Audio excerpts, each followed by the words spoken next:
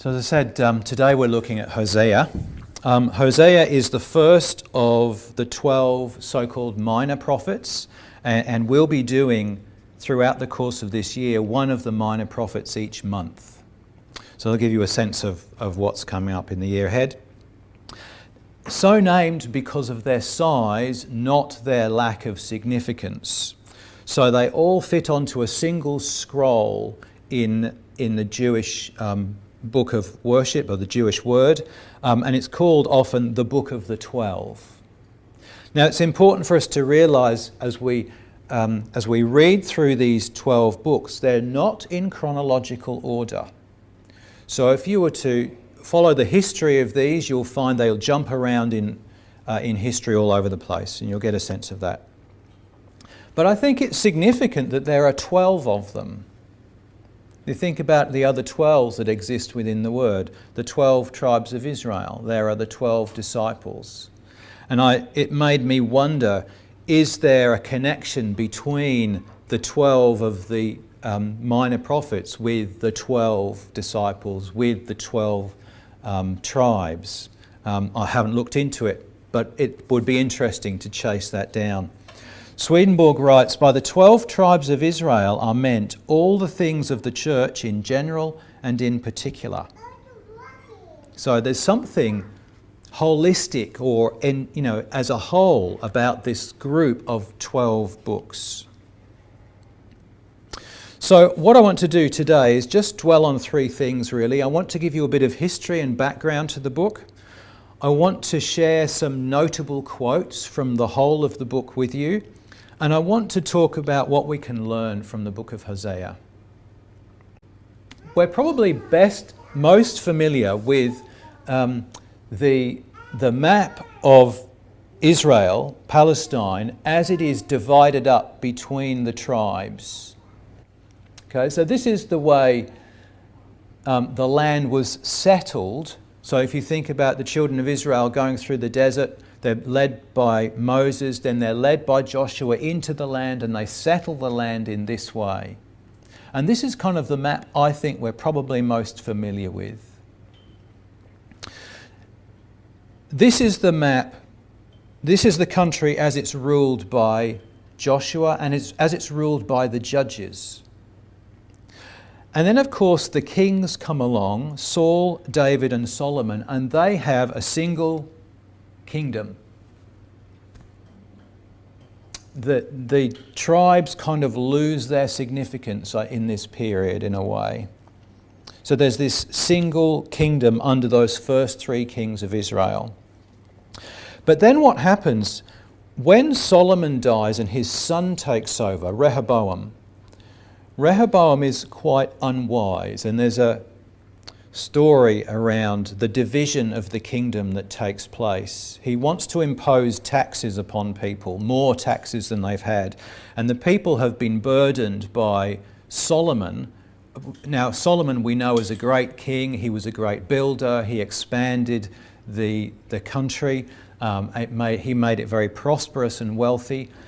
Many building projects. He built a temple, he built a palace, lots of things.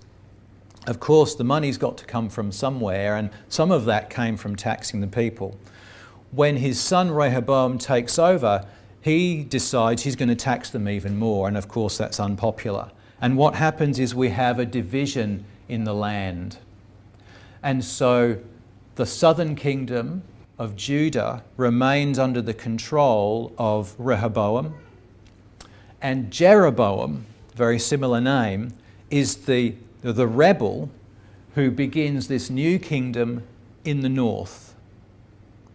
And they become known as the kingdom of Israel and the kingdom of Judah.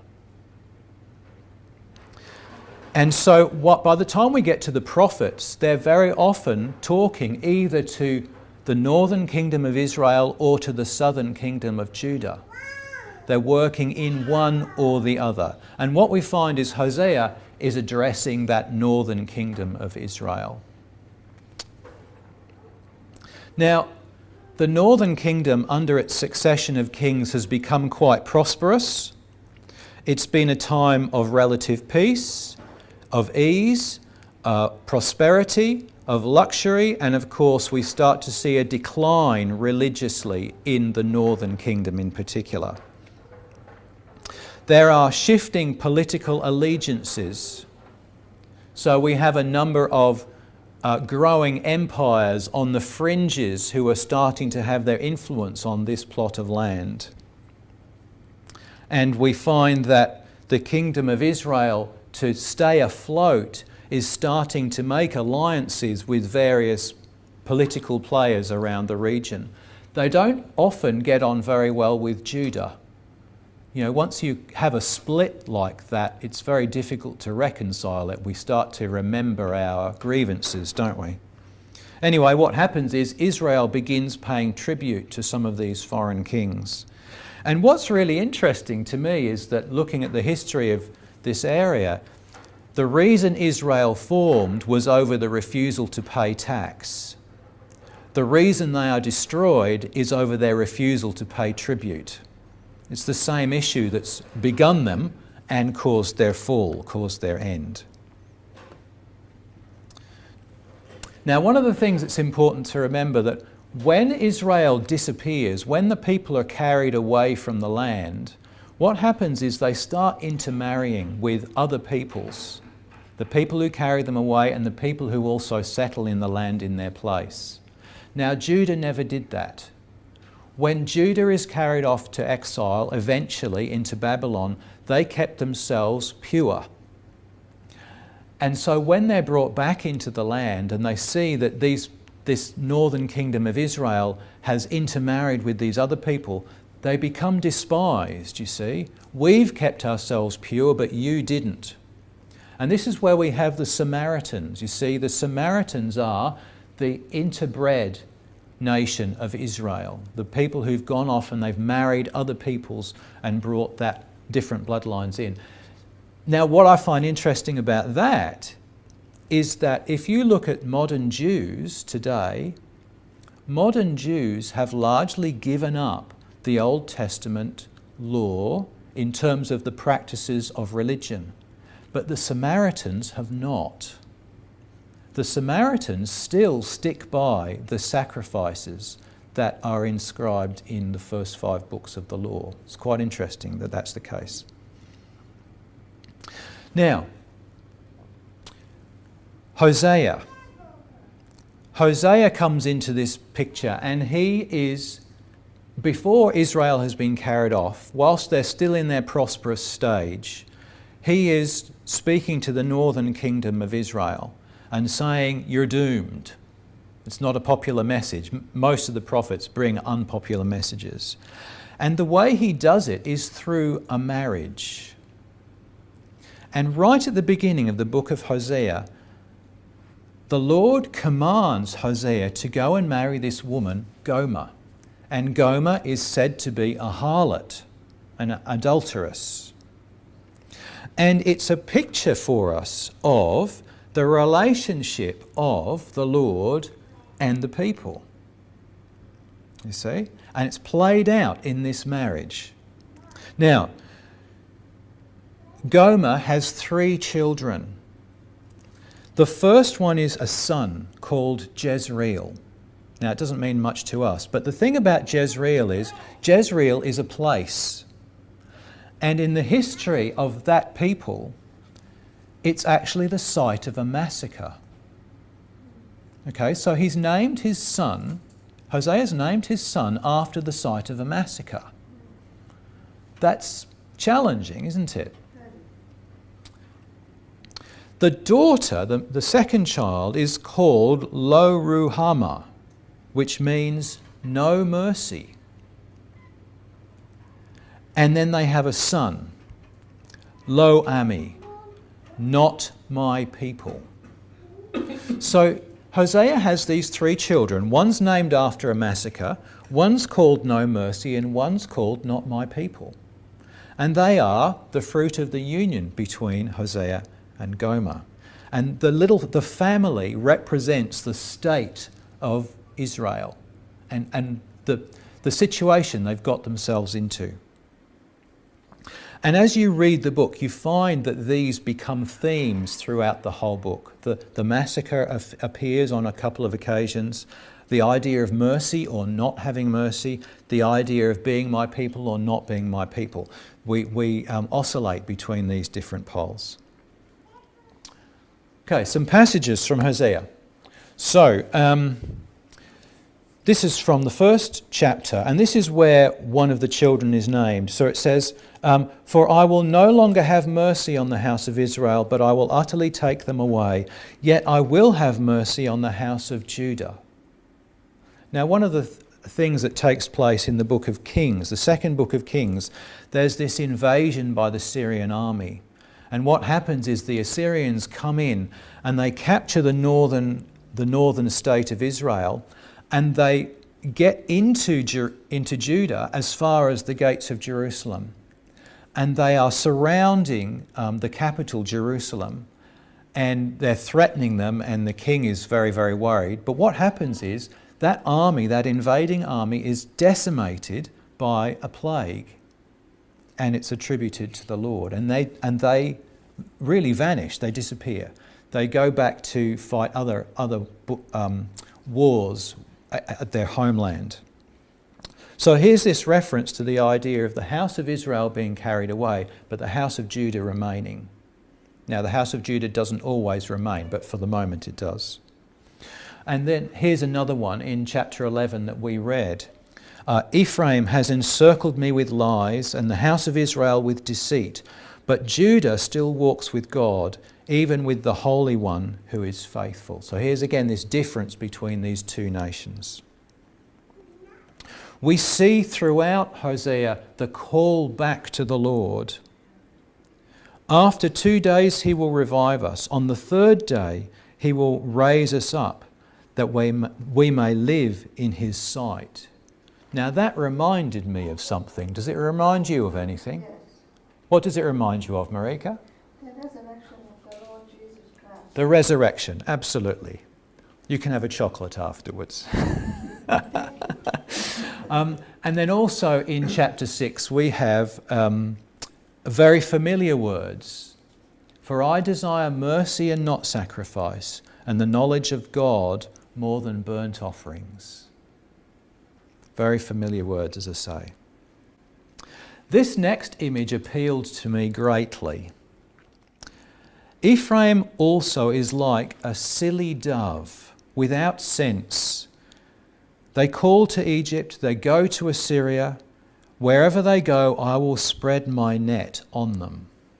The reason I enjoyed this image, the silly dove, is that Pam and I, as you know, go riding, and one of the banes of my life is shared paths.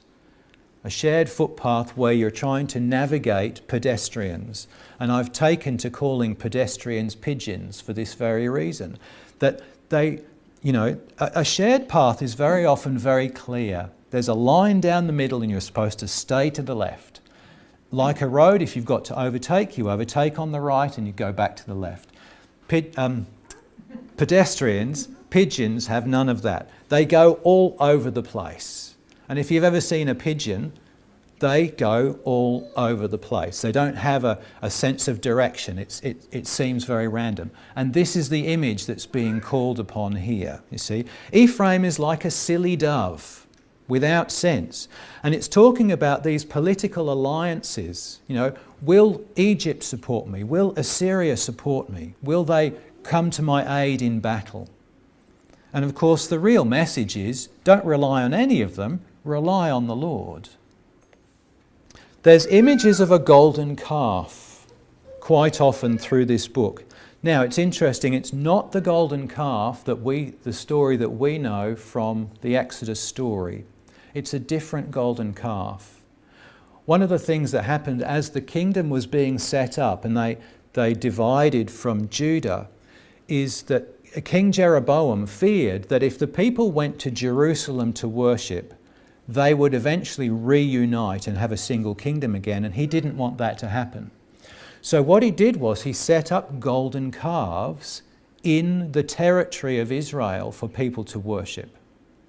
You see? So he's going back to this idolatry of the golden calf that we see in the Exodus story as a way of keeping the people in, stopping them reuniting. And this is the golden calf that is often referred to.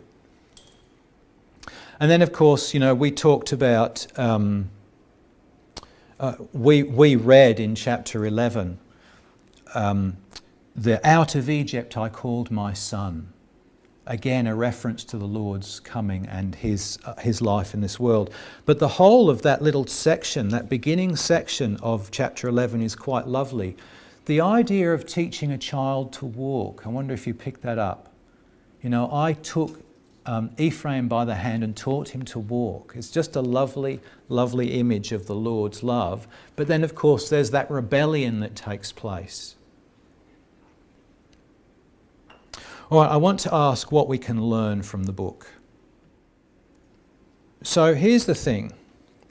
The word Hosea means salvation. Salvation. It comes from the same root as two other names in the Bible, Joshua and Jesus.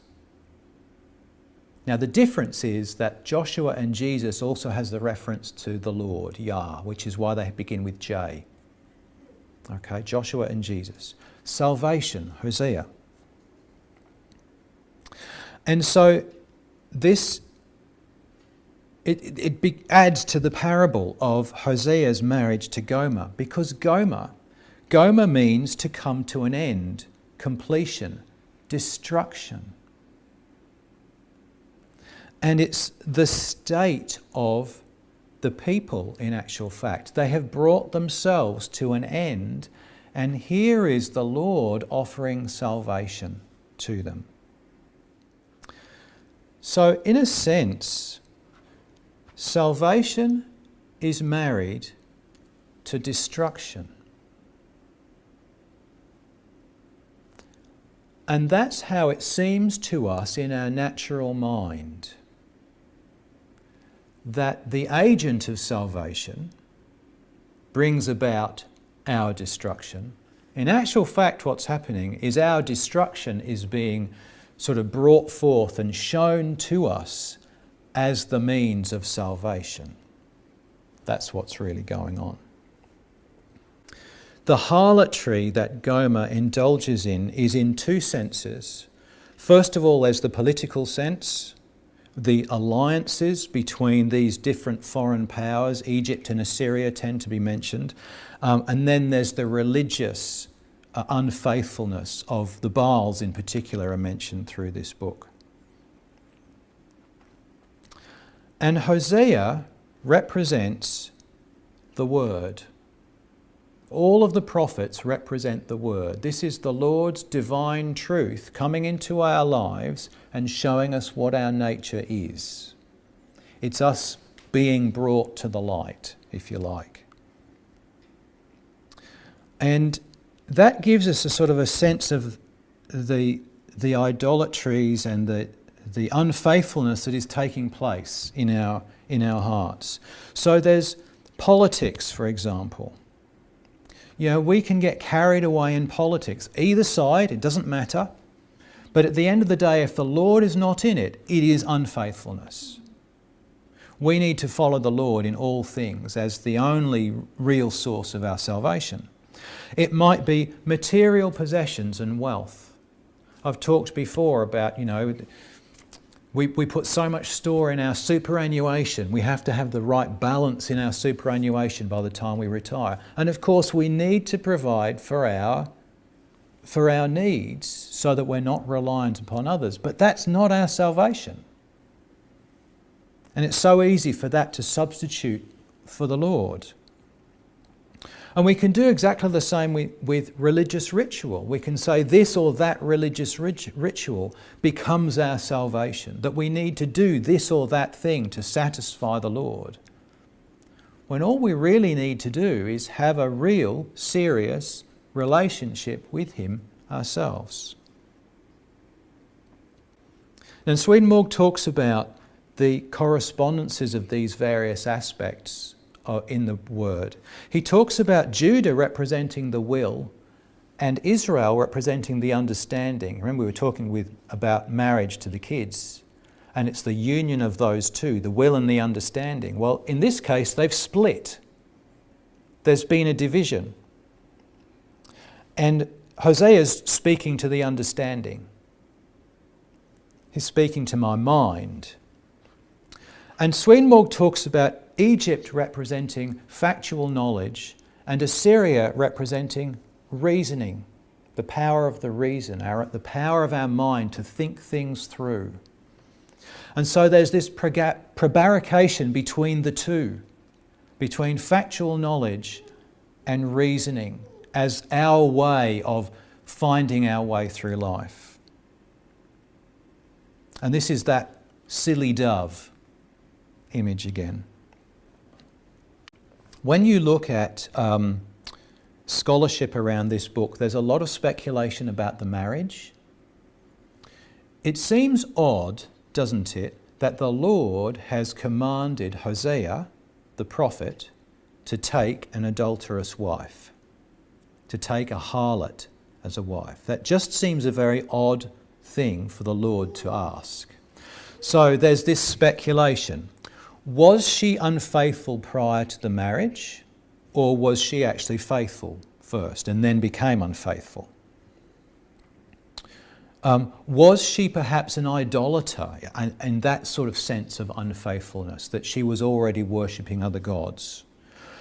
Or indeed, was the marriage just entirely imaginary and just a literary device to make a point? Now, one of the other things that scholars do is they often dwell upon the authenticity of the text.